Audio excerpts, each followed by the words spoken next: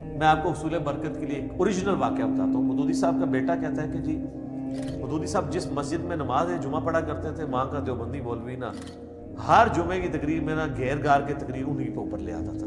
جس طرح مجھے بھی اس تکلیف سے گزرنا پڑتا ہے, میں پریکٹیکلی گزروں, باقی ایسے ہی ہوتا ہے.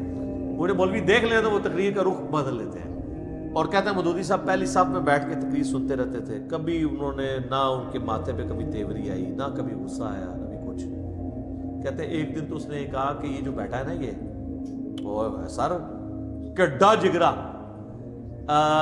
علماء جو اہل حق ہیں نا وہ کہتے ہیں کہ مودودی صاحب کا علم ان کے علم سے بھی زیادہ تھا. علم تو سر سنبھالا نہیں جا رہا.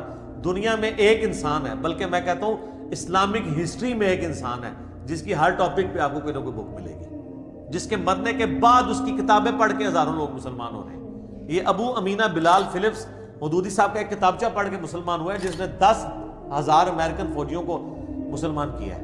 مودودی صاحب کے ایک کتابچے سے ہوا ہے. تو وہ کہتے ہیں کہ جناب اس مولوی نے کہا یہ جو بیٹھا ہوا ہے نا یہ مودودی, یہ مر جائے نا, اس کی قبر پہ جو گھاس اگے گی نا, جو بکری وہ گھاس کھا لے نا, اس بکری کا گوشت بھی حرام ہے. وہ کہتا ہے جی میں تو غصے سے اٹھا, میں واپس آیا, میں نے کہا جی اماں جی میں نے اب اس مسجد میں جمعہ نہیں پڑھنا. ظاہر ہے بیٹا تو بیٹا ہوتا ہے, کون سنتا ہے. کہتے ہیں مودودی صاحب آئے تو ٹھنڈے ہو, کہتے ہیں بیٹا کیا ہو گیا, اس سے کیا فرق پڑ جائے گا, کچھ بھی نہیں ہوگا. کہتے ہیں وہ اتنے برف کے بنے ہوئے. تو سر آج اس مولوی کا نام مجھے بھی نہیں پتا,